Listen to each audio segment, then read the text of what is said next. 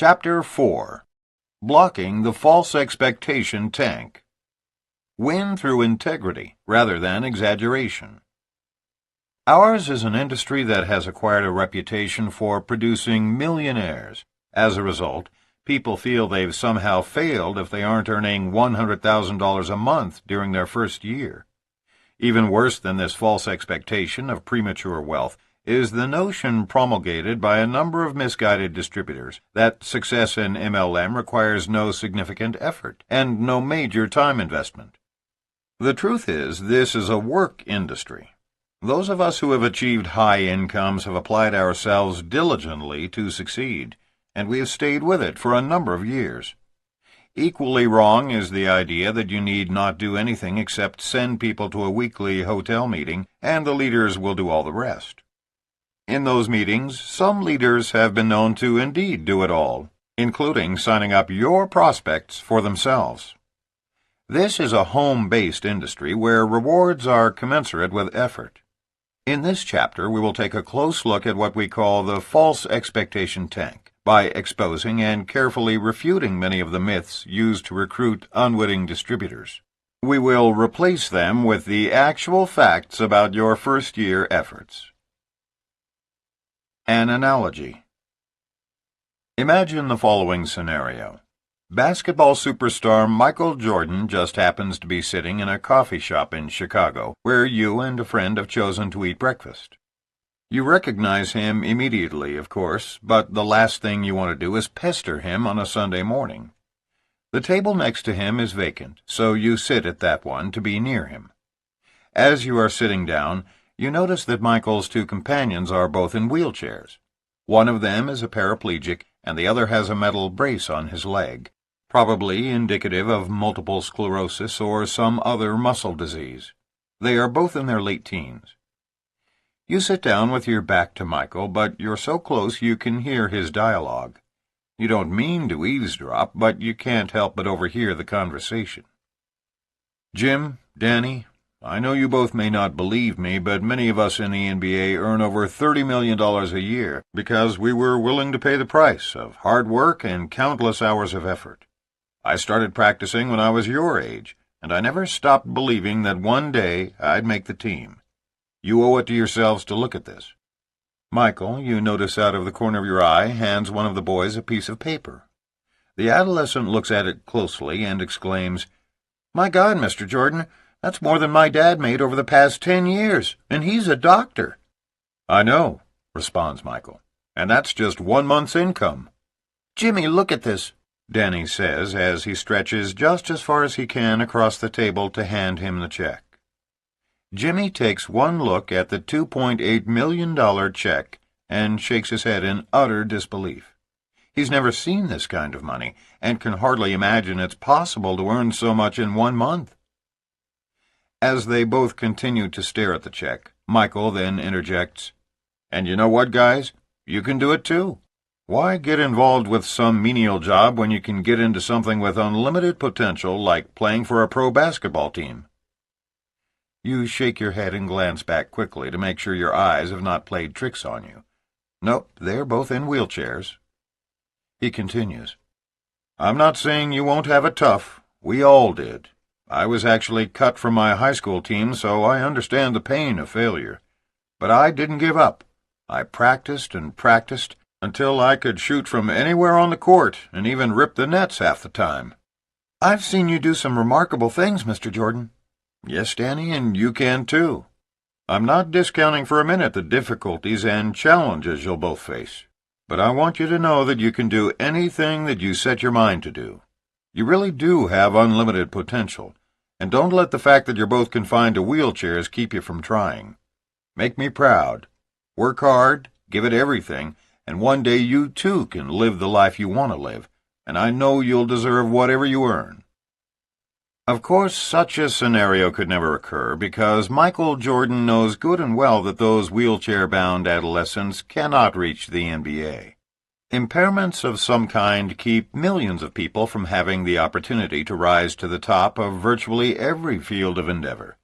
Physical, educational, intellectual, and experiential handicaps keep most people at the bottom of the traditional corporate pyramids, such as IBM or Coca-Cola. These are the real pyramids in our society, where workers at the bottom are the lowest paid and the first to be let go in times of crisis. While some few move up through the system, no one has a prayer of earning what the man at the top earns, much less of replacing or surpassing him. Yet it is conceivable for virtually anyone to reach the top in MLM, because there is no challenge that can't be overcome. And every word spoken by Michael Jordan in this hypothetical scene could genuinely be addressed to these two physically handicapped young men regarding the network distribution industry. In MLM, even those who are timid, uneducated, or have no track record of success are often encouraged to believe that they can earn $1 million a year, just like so many leaders in this industry. In network marketing, everyone is given the benefit of the doubt and has the possibility of transcending the highest earner in the company. There is nothing to hold you back but the limits imposed by your own mindset.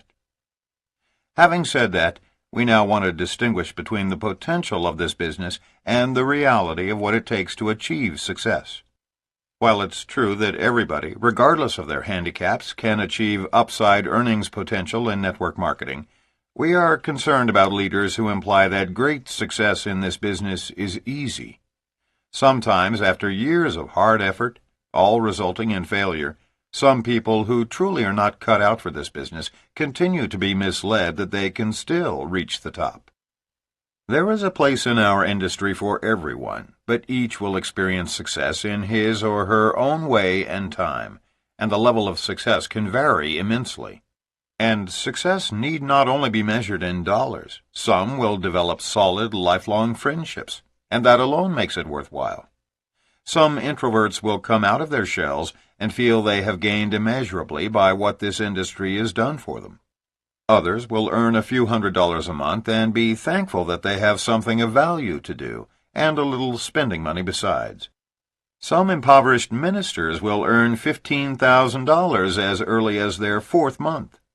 Most everyone will experience personal growth through this industry, and unquestionably, that is priceless. What better way to achieve such positive outcomes, all from home at such a low cost? The two of us met each other through this business and later fell in love and married. If you take everything else away from us, that alone would have made our time in network marketing invaluable. There is nothing of greater significance than finding your soulmate. So, by all means, show prospects the inherent potential of this business, but allow all distributors the right to discover their own levels of success. And by success, we mean having worthwhile goals and taking the necessary steps to achieve them. As long as you are taking a step forward, you are successful. Balance upside potential with the realistic picture. Incomes in MLM can become quite dramatic. We believe that anyone who has reasonable self-confidence, enjoys communicating with small groups of people while sitting at home, is coachable, and has a sincere desire to make a difference in people's lives can potentially earn $100,000 a month. However, it is important to paint a realistic picture of just how much hard work is involved in achieving financial security and time freedom. Too many distributors fail to tell the truth about the necessary effort. A recent advertisement in USA Today offered the following description of an MLM opportunity. No sales, no inventory, no monthly quotas, no personal or group sales volume requirements, no meetings, just call, phone number, to get started. This ad was intentionally misleading. We called the number to check it out and discovered that while no purchases were mandatory, in order to receive full compensation on several levels, substantial sales volumes were required. Here's the question. If a leader is going to advertise in the business section to find other entrepreneurial leaders interested in big money, why imply that no inventory or monthly sales are necessary? That's not only misleading, it's fraud. And we believe the Federal Trade Commission and other regulatory agencies are correct to go after such marketers and companies. They deceive innocent people into believing that MLM, like the lottery, is getting something for nothing. And in case you think most people are smart enough to avoid such preposterous claims, take a close look at how many men and women bet family food money on a 1 in 10 million chance lottery. Let's examine what is required to earn big incomes. Network marketing income is a direct result of the amount of wholesale products and/or services purchased by those individuals in your organization. Since most families only purchase as much as they need and use, a sizable organization is necessary to provide a large income. Lots of people ordering and using a little bit. Huge organizations are developed by individuals who personally recruit large numbers of frontline distributors and, as capable educators, teach them to duplicate their process. Our industry's leading company built a multi-billion-dollar global empire, one person at a time, over a 4-decade period. In essence, MLM is much more a teaching profession than a sales profession. Those who make it to the pinnacle of any company are usually good communicators in a one-on-one sense. Being able to deliver a speech to a large crowd is absolutely unnecessary. Duplication is what is critical.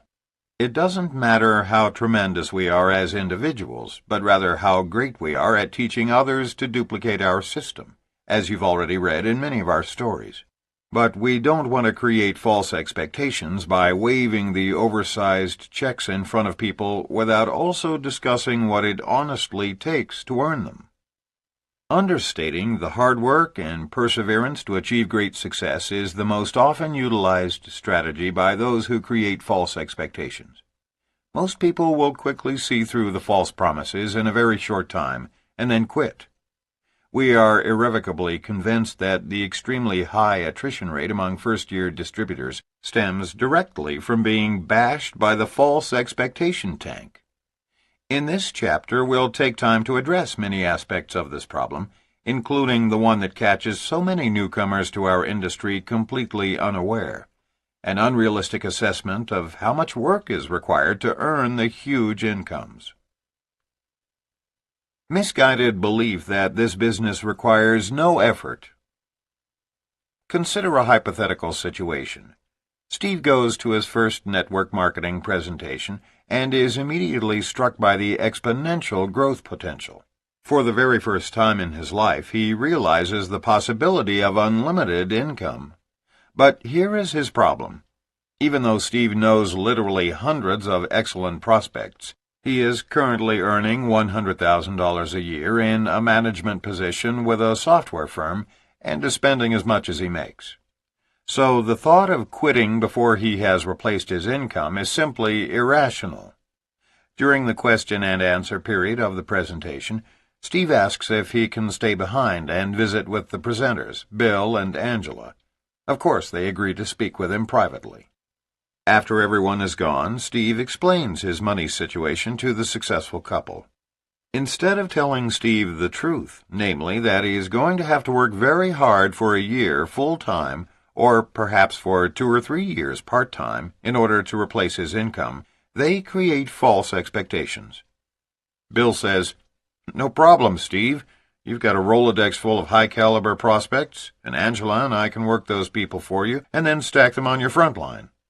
Of course, that will never work because Bill and Angela already have their hands full building and maintaining their own front line.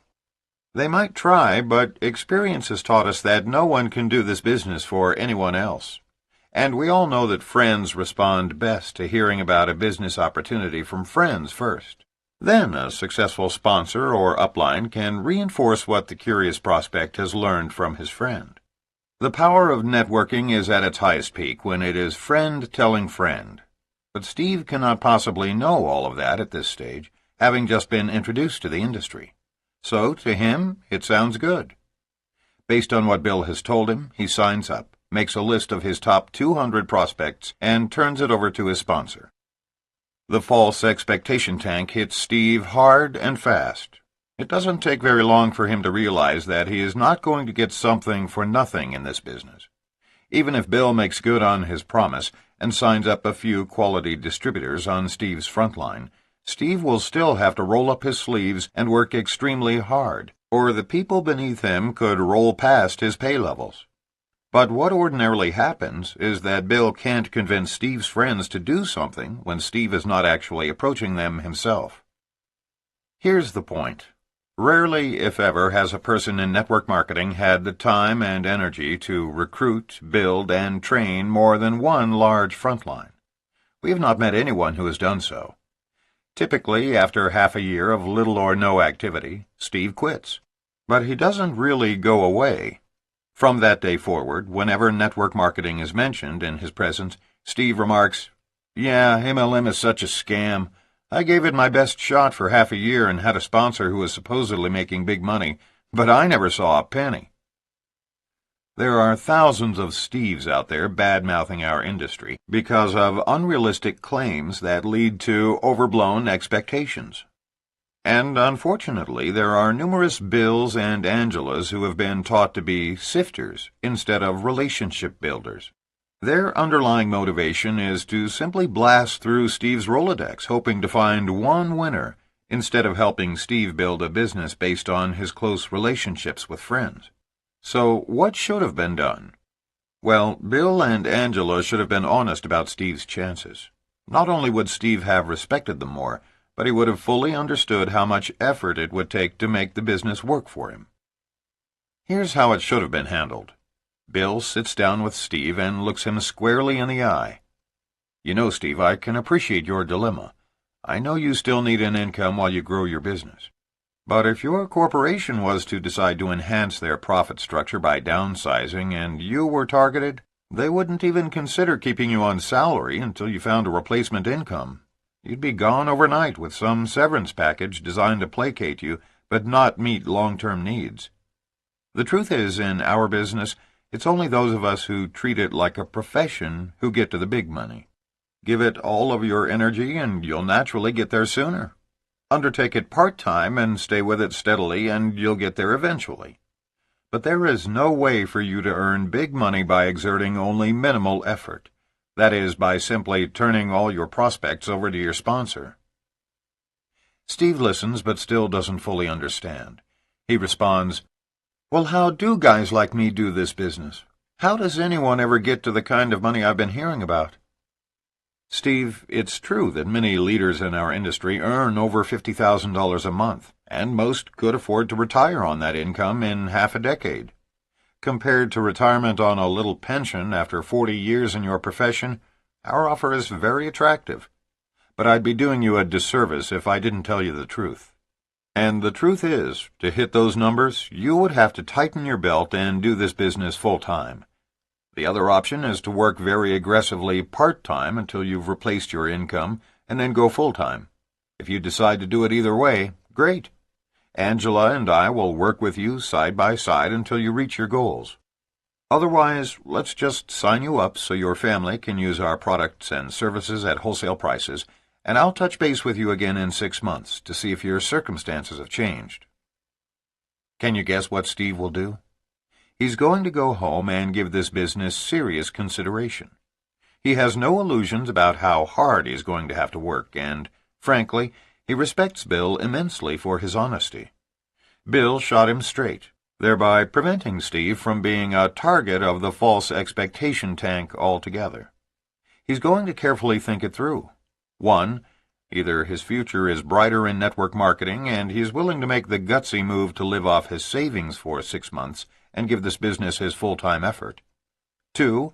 He'll choose to take the precautionary approach and replace his income first by remaining on his job and working the business part-time, which will take substantially longer. Or 3. He'll order some products or services at wholesale and become a good customer. If he chooses against all of these options, at least Bill ends up with a great prospect he can call every 6 months until the time is right, instead of creating an angry distributor who, because of misinformation, now badmouths the entire industry whenever possible. Remember, in the network distribution industry, honesty is everything. Cheat someone at work and 8 office workers will hear about it. Cheat someone in our industry and 200,000 people in 20 countries know about it within a week. And when an upline distributor deceives a downline distributor, it is not easily forgotten or forgiven. It is the most detestable offense in our business. Think about it in terms of your own company. Those who are guilty of cheating others are the most despised people, and the sad part is, no matter how many apologies you make, once it is done, you can never recover. Your reputation within the company is irreconcilably damaged. We've seen it happen in several companies, and it is one of the most easily avoidable tragedies of our business. Our industry affords us daily opportunities to discover our true worth. There are countless moments when we are faced with situations that require moral decisions. Each one is a personal test of our integrity, and sometimes no one will know but us, but we are challenged more than anyone in any field of endeavor to raise the standards of human values. This integrity must begin with our very first presentations. Tell the truth about your marketing plan and the tremendous amount of work necessary for success. Offer your support, but never offer to do work for a new distributor that you barely have time to accomplish for yourself. The more honest we are about the hard work in our business, the less attrition we will experience, and the more respect we will build for our industry. Unrealistic assumption about the numbers needed to succeed. Beware of the unrealistic assumption about the number of individuals that you need to personally recruit.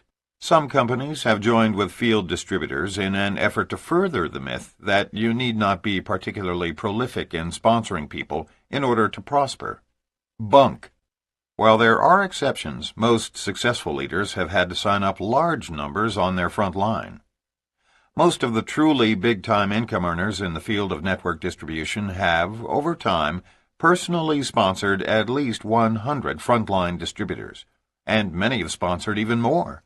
However, there are always some exceptions to this rule, and Michael DiMuccio of Kleinburg, Ontario, is one such example.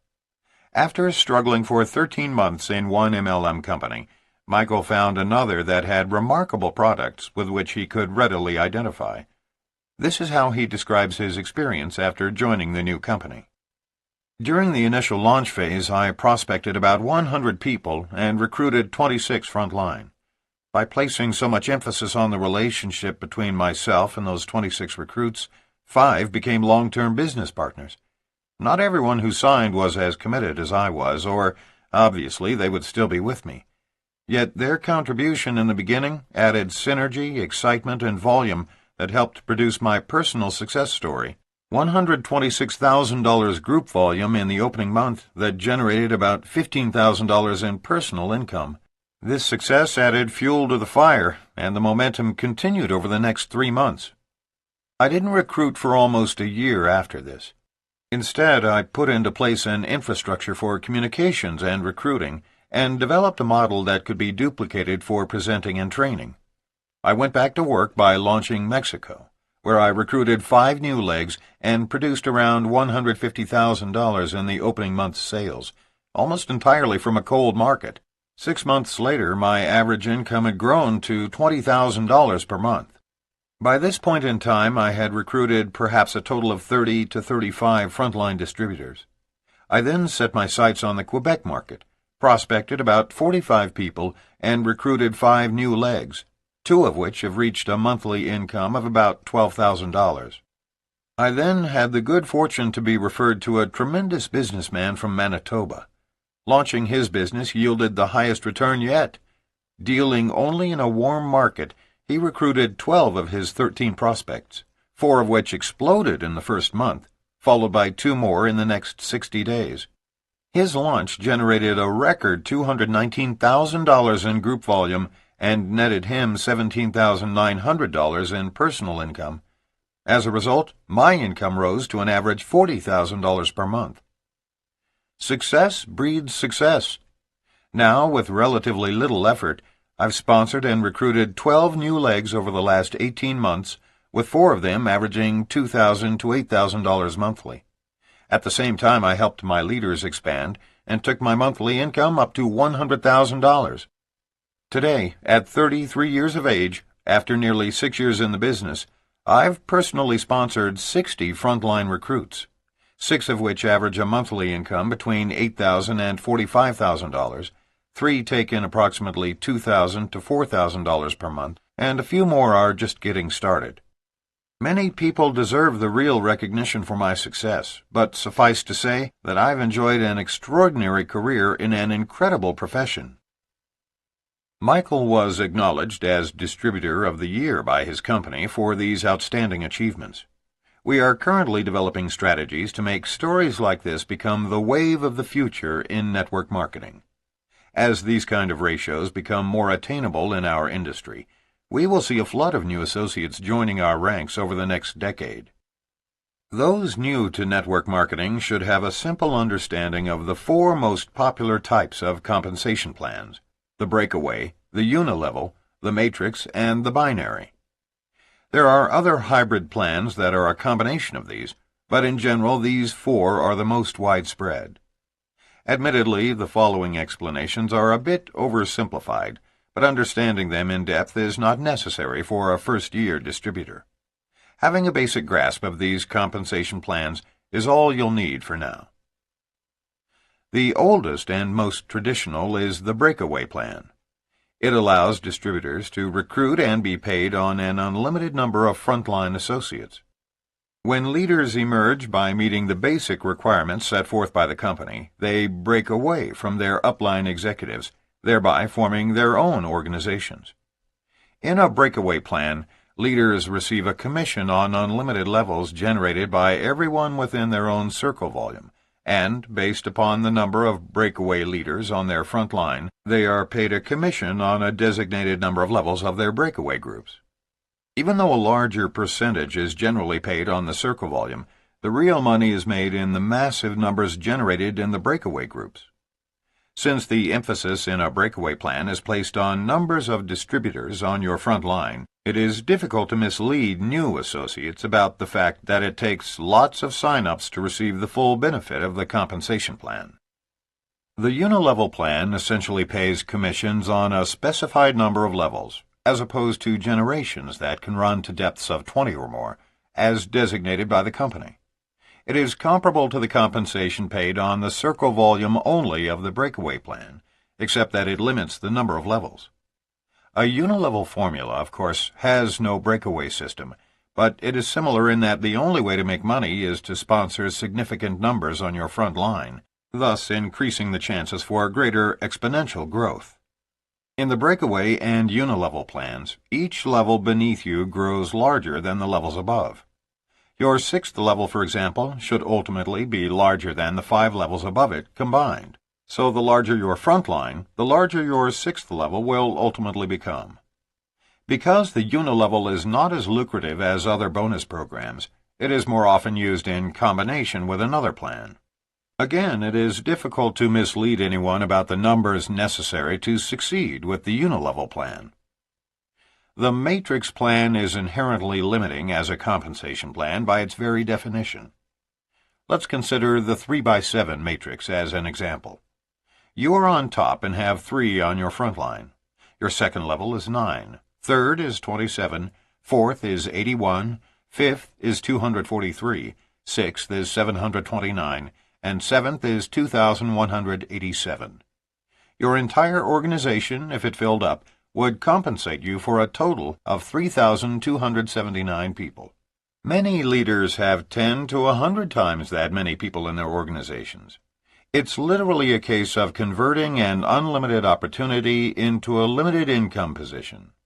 What's worse, it's very difficult for those below you to succeed in this system.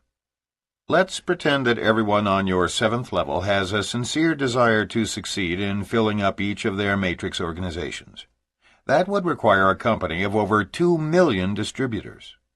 The problems now arise because for people to succeed on that 7th level would require recruiting the equivalent of the entire populations of China, the United States, and Germany.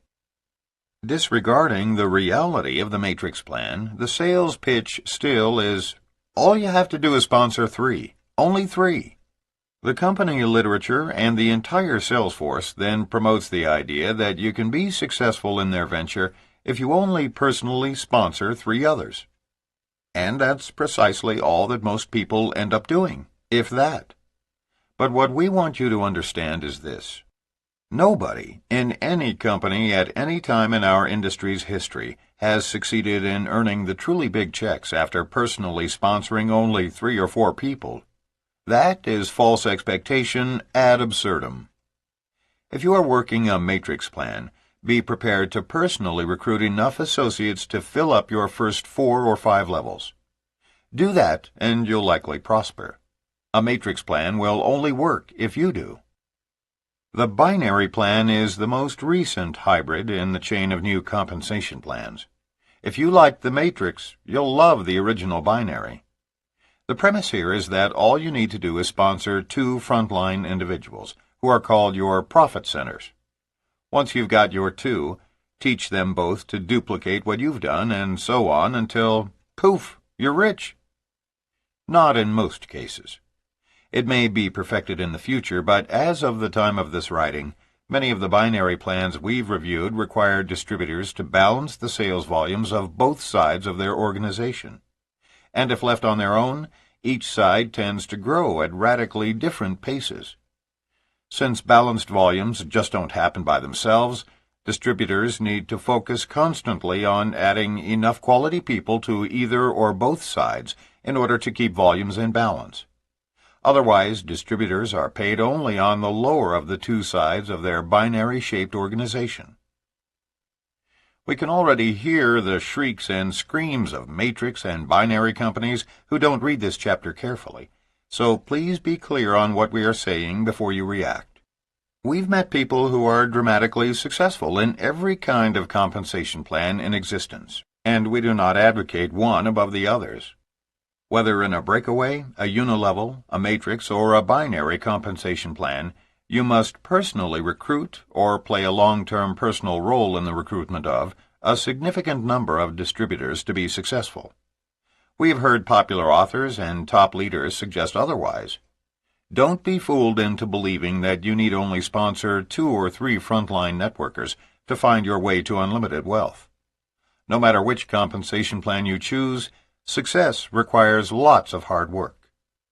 We do not mean to pass judgment on compensation plans, but rather to caution leaders in a matrix or binary plan against creating false expectations as they present their plan to new prospects. Unrealistic assumptions tend to emerge most often from those plans that limit the number of frontline distributors. Carol Fitzgerald of Dundee, New York, found herself a victim of false expectations with a brand new startup company. She felt doubly deceived because she had networking experience, and in hindsight, felt she should have seen it coming. I had been working part-time with a large network marketing company for about 3 years while homeschooling 2 children. I was a distributor with a large, solid nutritional and household product company. I wasn't shattering any records, but for the time I invested each week, I had a nice income, and it had a steady increase each month. My organization was comprised mainly of women who had careers in corporate America, but wanted to be able to stay home with their children while still maintaining an income. All was progressing well until a friend of mine phoned to tell me about some incredible environmental product that I just had to try. I asked if it was a network marketing company, and explained to her that I was really committed to my present organization, and I wasn't interested in working with more than one company. She's very creative and wasn't easily discouraged, as she knew of my current success. My birthday was 4 days later, and a large box arrived, containing a complete sampling of products and a brief explanation of an unbelievable compensation plan. Now I knew why my friend was so excited. The products were great, and the money offered was staggering. Binary pay plans were brand new. I had been working with a matrix program and didn't know much about binaries. They seemed too good to be true. Why didn't those warning bells go off? This was truly an unbelievable opportunity for fast growth and quick cash. It paid weekly for every $1,000 worth of products sold, with $500 on each leg. $250 was paid out in commissions. Sponsorship didn't matter. There was no limit on depth, and best of all, volume was never lost, but carried over until a balance was achieved. Typically, for this type of plan, distributors were qualified to receive commissions once they had purchased $100 in product and sponsored just 2 other people who did the same. Distributors could personally purchase up to 3 positions, there was no age limit, and everyone in a household could have their own distributorship. I was hooked. This company had everything. The products truly were revolutionary. They could help the environment, and the money was fantastic. I could help all of my family and friends, who were still friends then. All they had to do was buy $100 worth of these wonderful products, and I could place them in my organization and build under them. I dived in head first. I started with 3 positions, placing my children, great college fund, below me, followed by my husband, parents, in-laws, grandparents, siblings, and everyone I knew. It didn't matter if they had network marketing experience or not. Anyone could understand this pay plan, and besides, they were helping the environment. Of course, everyone in my group did just what I did. Nearly all of them came in with 3 positions and encouraged friends and family to do the same. We signed up churches, schools, and other not-for-profit organizations, who in turn rallied all of their supporters. My organization exploded. This was truly what networking was supposed to be. My products arrived the 2nd week.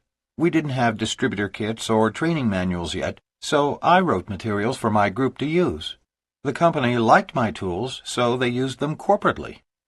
I organized conference calls and conducted training sessions. The money was rolling in, and everyone was thrilled. Then it happened. Delivery of products started being delayed, and checks had mistakes. The principals of the company told me that it was the tremendous growth my group had caused, and that it was a good problem to have. I was assured that they were hiring extra staff to clear up the problems. We continued to fax in hundreds and hundreds of applications, but I was concerned enough to start tracking my own organization. I had all of my group fax their applications to me so that I could monitor the growth. I discovered a major discrepancy in what was owed to my people and immediately jumped on a plane armed with my charts. When I arrived, the corporate heads looked at my documentation and were aghast. They had no idea the problem was this severe. They brought their programmers in and decided that they had a programming error and would have to re-enter all of the thousands of applications in order to fix it. Of course, we shouldn't lose momentum, so I was urged to remain positive and keep recruiting. They claimed to have fired the person who was responsible for fouling up product orders, and I was guaranteed that everything would be back on track within 2 weeks. We kept on recruiting. Even though checks and product orders were sporadic, they seemed to be trying. Then came Black Monday. It started when my mail arrived and I found out that my last 2 checks had been returned for insufficient funds. The phones started to ring, and people were no longer thrilled. Hundreds of people had all received the same mail, and they all had my phone number. The company phone number had a recorded message saying that it had been disconnected. Reality set in. When I finally reached the president of the company, he explained that this situation was all my fault. It seems that they had never planned on someone completely balancing her organization, and worse yet, teaching everyone to do the same. My balanced group had maxed out the pay plan after only 8 levels, and my organization reached more than 30 levels, totaling several thousand distributors. The company closed its doors, teaching me a lesson and giving me a birthday present I'll never forget. Unfortunately, it also left my family and many of my friends with very negative feelings about network marketing that have taken me years to overcome. I still have a copy of my largest uncashable check in my daytimer to remind me that in network marketing, as in any other business, there is no get-rich-quick program unless someone gets hurt. Slow and steady definitely wins the race.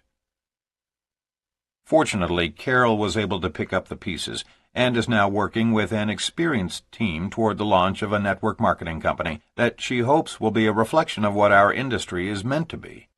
Carol adds, "For any of my friends who may be reading this, flowers, chocolate, or just a simple card make much nicer birthday presents." The lesson for people just starting out in network marketing is this. Binary plans by themselves tend to reflect a short-term cash return, as opposed to a long-term steady residual income.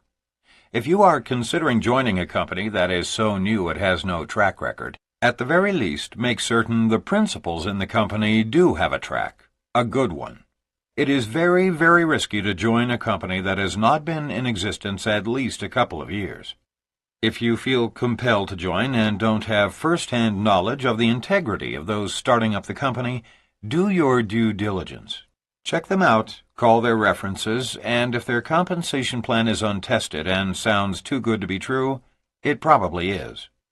At the very least, call the Direct Selling Association in Washington, D.C. and find out if the company under consideration is a member. If not, watch out. If you are in your first few years in this industry, making a decent living with a solid company, and, like Carol, an overzealous sponsor shows you big checks or a comp plan too good to be true, hopefully you'll have the common sense to stay where you are. Network marketing is big business played on an international stage, offering staggering income potential, enormous amounts of free time, travel, power, and prestige. To hit the big numbers is to be treated like an international rock star, playing to large audiences and standing ovations on every continent. You'll be treated to the best cuisine in every location and interact with the most powerful people in industry, medicine, and law. Remember, as you are trying to appeal to various professions in corporate America and throughout the world, each one has its malcontents, and frequently the most successful among them are the players who can relate to these kinds of earnings.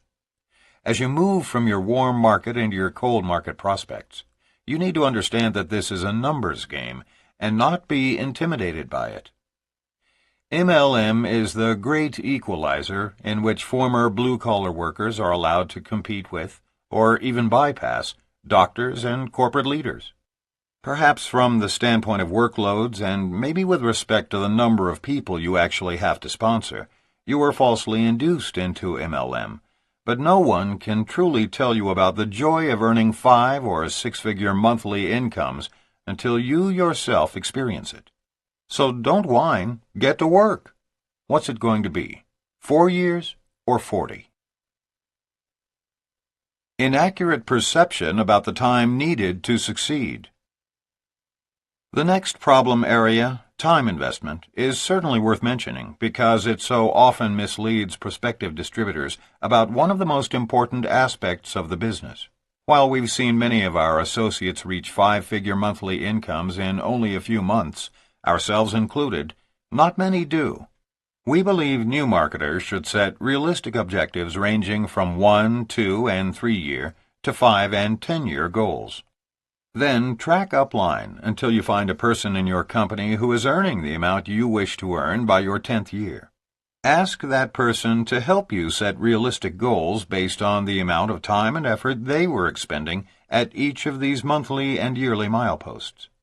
It's quite reasonable to assume that if another person was able to achieve what you desire, if you can visualize yourself doing that too, and if you're willing to put forth the same amount of time and effort, you can earn the same. An average earnings report can and should be issued by your company. The way to set practical goals is to base them on incomes at varying levels actually earned throughout your existing distributor force. Remember to be realistic about the amount of time it will take, but also be expansive in determining the right goals for yourself. It is by unleashing your limited thinking that you will be able to rise to your full potential. With respect to the amount of time required to succeed, part-timers in network marketing earn substantially less than do those working the business full-time. If a full-time person is earning $200,000 a month, a new person might quite logically assume that if she works half the time, she could earn $100,000 a month. Not necessarily true. The most Rene ever earned as a serious part-timer, who, because of her elected position to a 4-year term in public office, could not quit until she had completed her commitment, was not even 10% of the amount we've earned together working full-time. It's because this is largely a business of duplication. Part-timers attract part-timers. If you are the leader and part-time effort is good enough for you, then part-time will seem appropriate to everyone you recruit.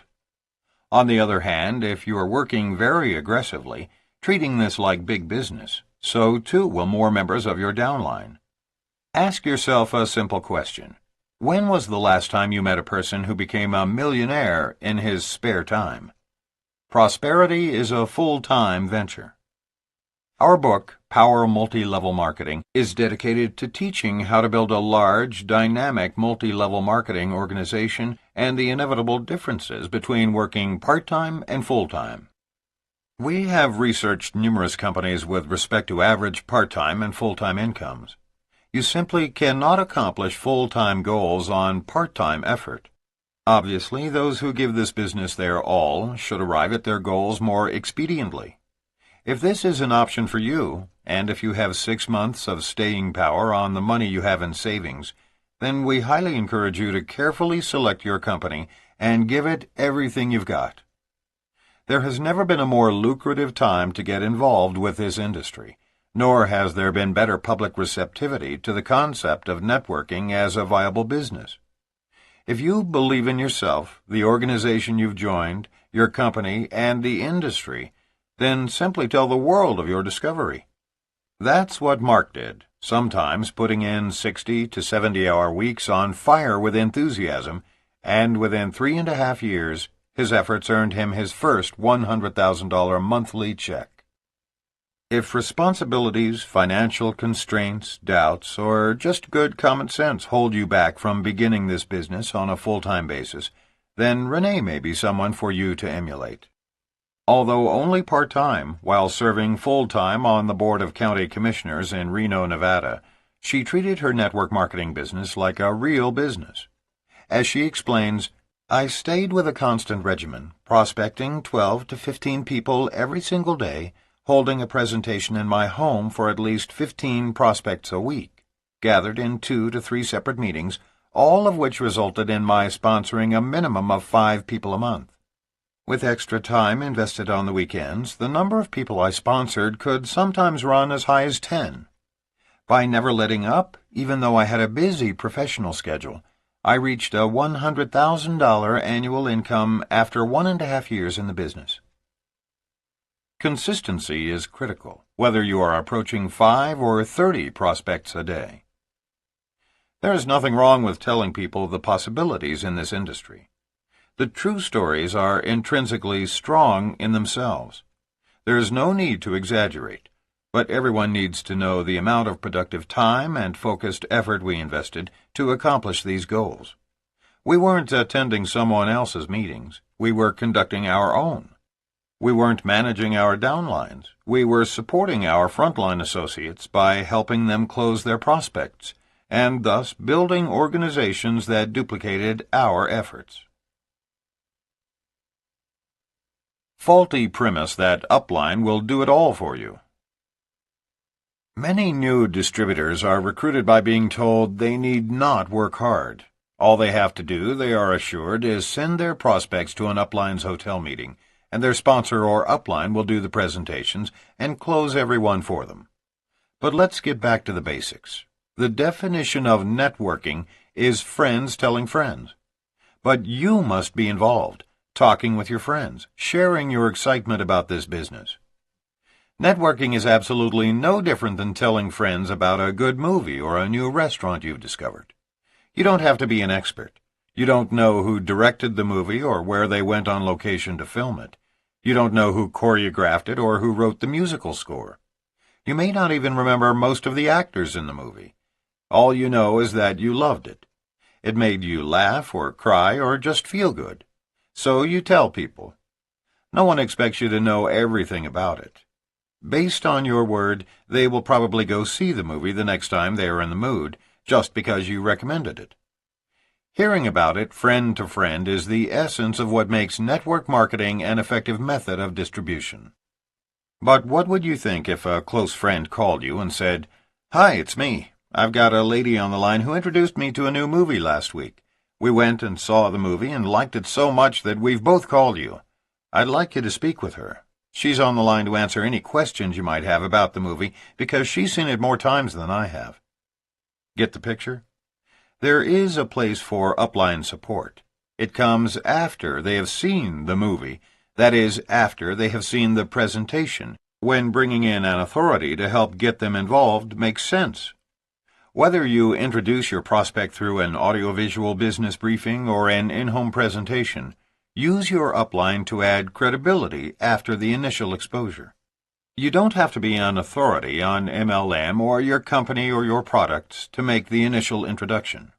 Nor do you have to deliver a polished speech or have your upline on the phone with you.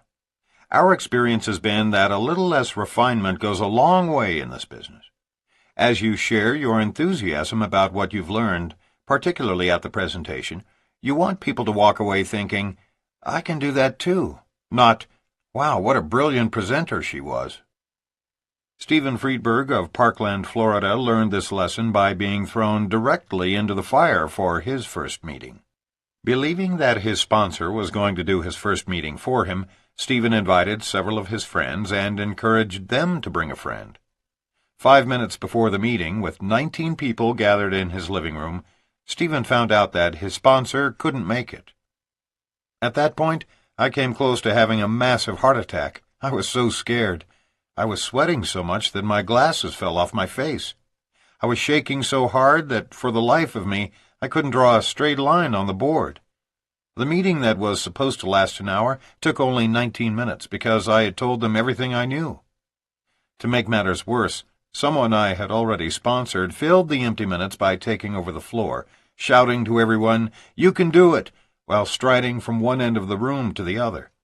All I could do was pray that the floor would suddenly open up and swallow me, sparing further embarrassment. It was my worst nightmare, until the next day. 3 people signed up and my business was off and running. Although we do teach sponsors to do the first couple of meetings for their new associates, this story shows what can happen when people are left with no options but to go out and, in the words of the great Nike, just do it. This is a business of teamwork. Don't be misled by the false expectation that somehow your upline is supposed to take you by the hand and do everything for you. But at the same time, the reason we are compensated multi-levels is because, as we plant the seeds with our prospects, our upline mentors are there to water those seeds for us. Then, as your people bring in interested prospects, you are there to help close their people for them. It is not a matter of upline doing it all. It's about all of us doing our parts, making the whole organization function as one healthy body. Remember, you don't need colossal support nearly as much as you need to be a major support for others. When that sinks in, you'll truly begin your march toward wealth. But you will argue, "I'm not making the big money yet." It doesn't matter. Most people only need to hear the same thing reinforced, the old 1-2 punch. If the subject comes up, "How much are you making?" let them know that you are still in the early building stages, but give them the private number of a specific person in your upline who is making big money. Our experience is that only a small number of them will follow through and call. What they really need to hear is that what they've been told is being accomplished by someone beyond their friend, someone to whom they will also have access. But when they do follow through, the big earner needs to be accessible. Clarification of retirement. The definition of retirement is the total withdrawal or separation of oneself, thereby indicating the end of a career. Have you noticed that the topic of retirement comes up at virtually every opportunity meeting conducted by a leader? This is a false expectation, often promised and seldom realized in network distribution. This business is just too much fun and can even be conducted by telephone from an easy chair. Many of us use the word retirement loosely in our first approach with prospects, but what we mean is that after a certain period of time invested in the business, we can ease up dramatically. At a certain point, we no longer have to spend our lives prospecting people to achieve wealth and independence. But we must find an appropriate means of sustaining our support and accessibility to those who count on us. When any network marketing company allows vesting, retirement without any further production requirements, few distributors choose to actually retire completely. A real leader makes plenty of time for his family, most often creating a lifestyle that blends quality free time with quality work time. But that leader usually continues to be accessible by telephone, and never allows the rumor to circulate in his downline that he is fully retired. That could be a mistake and should be avoided. But don't allow this retirement issue to disturb you. Here's why. First, there is no other business in existence that has such universal application but also offers the rewards of network marketing. Not everybody can be an athlete or an actress. Not everyone has the funds to purchase their own franchise. But almost anyone can do network distribution on some meaningful scale. And once it's in your blood, it is nearly impossible to do anything else. Twice we've tried to retire, and both times we've convinced ourselves that no other productive endeavor is nearly as fun. According to the eminent psychiatrist William Glasser, all of us have two fundamental needs in life: the need to give and receive love, and the need to feel worthwhile to ourselves and others. The two times we cut back considerably, we quickly discovered that we missed the interactions with friends and acquaintances we've made through our business. We soon discovered that recruiting and training new distributors is more fun, challenging, and rewarding than most other productive endeavors. Whatever we tried, we always ended up coming back to network marketing. Perhaps we're hooked because this industry involves such a variety of experiences. When we write, speak to groups, or work one-on-one with people on the telephone, we are involved in personal growth, marriage counseling, family values, company politics, integrity issues, small businesses, global businesses, and a variety of different cultures from all over the world. The personal goals and entrepreneurial dreams of every single person with whom we interact are of paramount importance to us. Given both of our backgrounds, it is proven impossible to find another profession with such a dramatic impact on so many people. We don't care how often you've heard about network marketing retirement. The truth is, our downline will always strive to duplicate us, and the last thing we want is a downline of retired leaders. Craig Bryson, a major international player in networking, has always warned leaders in this industry about the trickle-down effect. Any company that allows vesting or retirement without any monthly production requirements could eventually destroy itself from the top down. We concur. In fact, many of the top MLM companies offer 1 or 2% of total profits to be shared among its leaders, or, in lieu of that, have created an addendum to their compensation plan that provides its leaders with the incentive to continue being productive. This is not only valuable for the leaders, but also for the downline distributors who tend to duplicate their upline's activity, or lack of it. Remember, whether you are speaking to groups of 5 or 500, don't dangle the retirement carrot in front of prospects without qualifying it. Better yet, focus on MLM's ability to bring about self-determination in their lives. Most people would be very pleased if they could just spend 10 or 20 hours each week at home with their families, hours they currently must spend in the office. Because we love what we do, it is sometimes difficult to know when work stops and play begins. Instead of 12-hour days, we now spend a few hours in productive work, and the rest of the day in activities with our family, playing tennis, snow skiing, paragliding, and reading or writing books. Because of the freedom allotted us in this business, we are able to take time out to write or teach classes like the certification course we teach in America and Asia with Dr. Charles King. But our outside work is not limited to network marketing. Mark is currently writing a love story, and Rene is writing a self-help book based on her own life experiences. Mark is spending time developing a prison program, and Rene is the board chair of a homeless project. In other words, prospects should be told that they may look forward to unlimited freedom in a very few years, the freedom to do what they want, when they want to do it, while continuing to act as role models and support to their downline. Think of network marketing not as a career, but as a vehicle to help you do the things in life that really matter to you. This explanation is much more in line with what actually occurs in the lives of successful networkers. Erroneous view that no product or service need be sold. Network marketing is the orderly word-of-mouth distribution of products and services directly from the producer to the consumer. As products or services are purchased, the distributors responsible for those orders are compensated through multi-levels in their organization. This is the definition of network marketing, and why it is often referred to as multi-level marketing. With this as the very basis of our industry, we find it difficult to understand how anyone can stand before audiences and say, "In our business, you sell 0 products. All you need to do is present the compensation plan and sign people up." Of all the false expectations created, this one is the most inaccurate because it denies the very essence of our business and makes government regulators suspicious of the industry.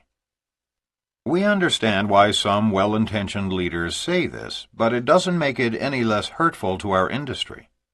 Network marketing is often avoided by great prospects who fear that they will have to peddle products, lots of them, perhaps even door to door.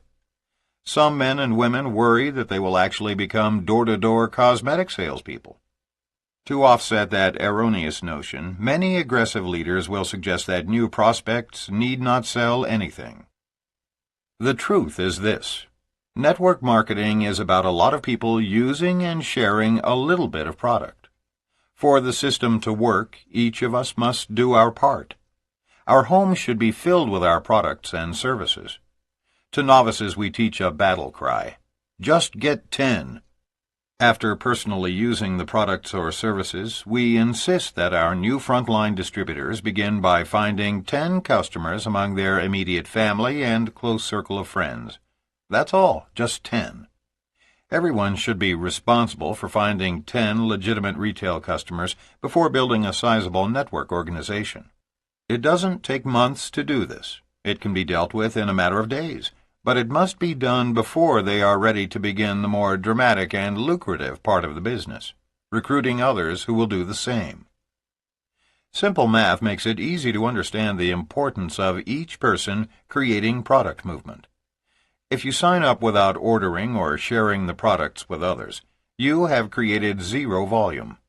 Duplicate your process and sponsor 100 people, who in turn each sponsor 100 people, and you can brag to everyone that you have 10,000 people in your organization. The downside is that if they all duplicated your effort, 10,000 times 0 is still 0. There are 2 kinds of product movement that are up to each of us: personal use and customer orders. Based on your company's compensation plan, we encourage you to set specific goals and duplicate those throughout your organization. For example, we encourage our distributors to strive for $500 a month of personal sales volume.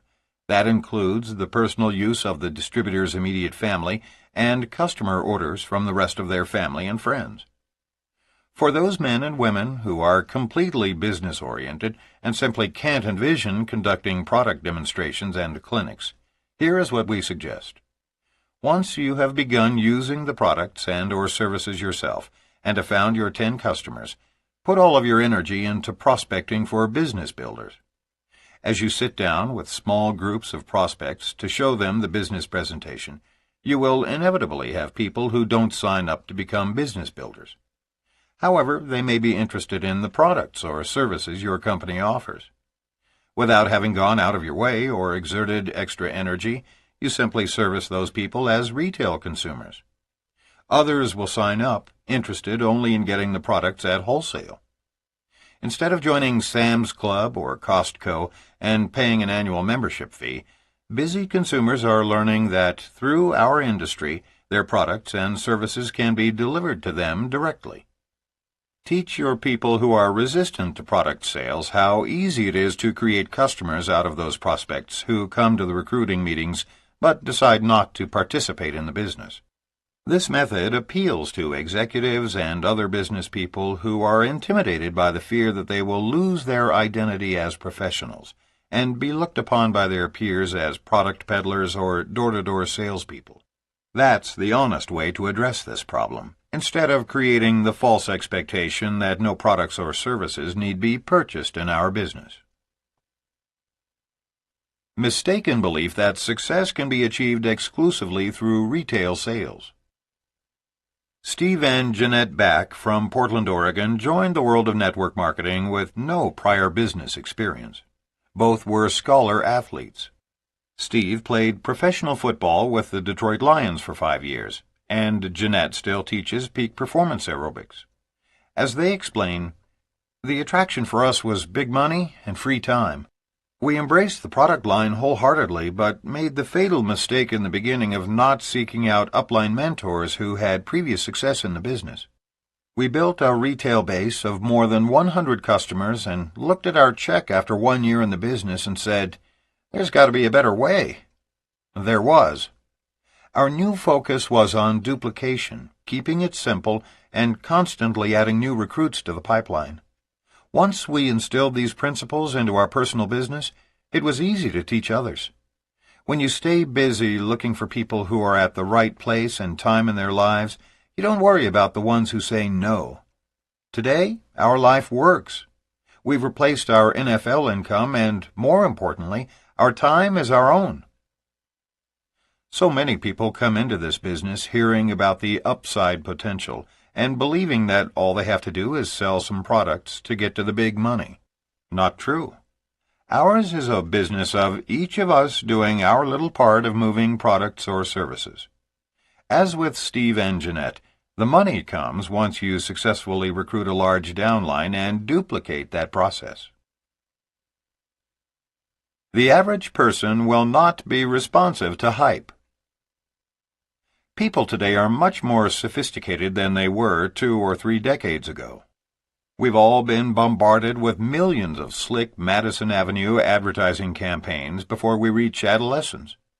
By the time we reach maturity, we've seen our share of carnival barkers, sales professionals, and pushy, arrogant marketing reps. A 20-year-old today is more jaded and cynical than a 60-year-old in 1940. The very last thing people want is a high-pressure pitch on an MLM opportunity. Most people today can smell a rat the minute it emerges and can easily see through lies and fabrication. Our business already seems too good to be true. There's absolutely no reason to attempt to make it even better with false statements about exaggerated income, early retirement, or zero sales. We suspect that most professionals avoid our industry because it doesn't make sense that an ordinary person with only a high school degree can become a millionaire in 3 years with virtually no risk and no capital. When a thinking person is exposed for the very first time to network marketing by a competent leader who simply articulates the facts honestly, one of 2 things will occur. Either that prospect will walk away shaking her head in total disbelief, or she'll lose sleep for a week from the excitement of our potential earnings and lifestyle. No one need ever exaggerate nor falsely explain our industry again. The facts are sufficient in and of themselves. Think for just a moment about how preposterous these facts must seem to a prospect who knows very little, if anything, about our industry. Although we all say it in a multitude of diverse ways, here's essentially what we are presenting to people. We are asking them, first of all, to believe that network marketing is much more lucrative than most franchises, yet to begin it costs less than $100 or $200. If the owner of a great franchise like McDonald's earns more than $200,000 a year after having invested $1 million in the franchise, how on earth does an MLM distributor earn $200,000 a month on an investment of a couple $100? It doesn't compute. The franchise owner has to acquire property and build a large structure, but the network distributor works at home. The franchise owner pays out $10,000 a week to employees. The network marketer needs no employees. For the first 6 years, the franchise owner is nothing more than a shift change supervisor for a bunch of pimply-faced teenagers before he breaks even. In half that time, the multi-level marketer is working 25-hour weeks and thoroughly enjoying her life. We could go on and on ad infinitum because the life of a successful network marketer seems preferable to the life of anyone in traditional business. You get the point. MLM seems too good to be true already. There is simply no need for hyperbole. We urge you to present this business opportunity honestly and professionally. False expectations can literally ruin would-be great distributors. If people are led to believe falsehoods, once they figure out the truth, they quit. We've actually seen people quit while earning over $10,000 a month because someone had filled them with the false notion that they should be earning 3 times that amount. It sounds ridiculous, but it's absolutely true. This is the only business in the world in which former blue-collar workers can earn more each month than some pediatric cardiologists do in a year. So why tell folks they can do that in 4 months? 4 years would satisfy most people. Nothing works better to convince a person to join our industry than the following honest dialogue following your presentation. You know, I think you and your wife would make remarkable partners in this home-based business, and I don't want you to go out of here today with false expectations. So please remember my closing comments. This is the most lucrative and fun profession in the world, but it's also the hardest work you'll ever do. This isn't like a lottery, and it's certainly no get-rich-quick scheme. But if you're willing to put in long hours and long days for just a few years, you could end up earning over $100,000 a month and enjoying all the free time you've ever imagined. I say it's tough because you may have to prospect a lot of people to find just one who's willing to work. But remember, one good frontline distributor can easily earn you $50,000 a month or more. Your prospects will appreciate your honesty, and you'll never be accused of creating false expectations. Yale-educated lawyer Ray Faltinsky, our good friend and co-founder of a major network marketing company, once told us that by far the majority of lawsuits and regulatory hand-slapping that has occurred throughout our industry's history has most often resulted from exaggerated claims about income and products. For our children's sake, let's join together and stop these exaggerations, which could pose a significant threat to our industry's longevity. Besides, if we just tell the truth, it already sounds too good to be true. Summary. Don't be misled by false expectations. Success in network marketing takes hard work and persistence. There is no one to whom we could not present the MLM opportunity as a chance for success, but be cautious to distinguish between the fact that while everyone can, not everyone will. Along with references to the oversized checks, distributors will also want to discuss the amount of effort required in MLM. The more honest we are about the hard work required to succeed, the less attrition we will have, and the more respect we will build for the industry. Whether in a breakaway, a unilevel, a matrix, or a binary plan, the greater the number of personally sponsored distributors, the larger the income. Network marketing is the great equalizer in which former blue-collar workers are allowed to compete financially with doctors and corporate CEOs. With respect to the time it takes to do this business, set realistic goals based on real achievements of upline distributors or average earnings published by your company. Part-time effort will virtually never produce full-time results. There is nothing wrong with telling people the uppermost possibilities in this business, but there is no need to exaggerate because the truth is plenty remarkable in itself. As you bring others into this business, support them without promising that you will do it all for them. Networking is friends telling friends, and it simply won't work unless you are willing to share your enthusiasm with your friends personally. There is no better way to get started in the business than to just do it. Set up your first home meeting and begin. In network marketing, retirement means that we can ease up dramatically, no longer needing to spend our lives prospecting in order to achieve wealth and independence, while still finding an appropriate means of sustaining our support to those who depend on our accessibility. Think of networking not as a career, but as a vehicle to help you do the things in life that really matter. Simply defined, network marketing is the word-of-mouth distribution of products and services for which distributors who are responsible for those orders are compensated throughout multi-levels in their organization. Even the most serious business builders are responsible for creating a small customer base, but you will not earn the big money by merely retailing products. Network marketing is about a lot of people using and sharing a little bit of product. Once you have built a customer base, the rest of your focus can be dedicated to building your organization by duplicating your upline mentor system and teaching others to do the same. Additional customers and wholesale buyers will inevitably come to you as a byproduct of your business presentations. Network marketing is much more lucrative than most franchises, yet is only a fraction of the investment, with no building, no employees, and no time spent away from home. False expectations can literally ruin would-be great distributors and destroy the credibility of the entire network marketing industry. Be honest and professional when you present network marketing as a business opportunity, and help put an end to the exaggerations that could pose a significant threat to the health and longevity of our industry.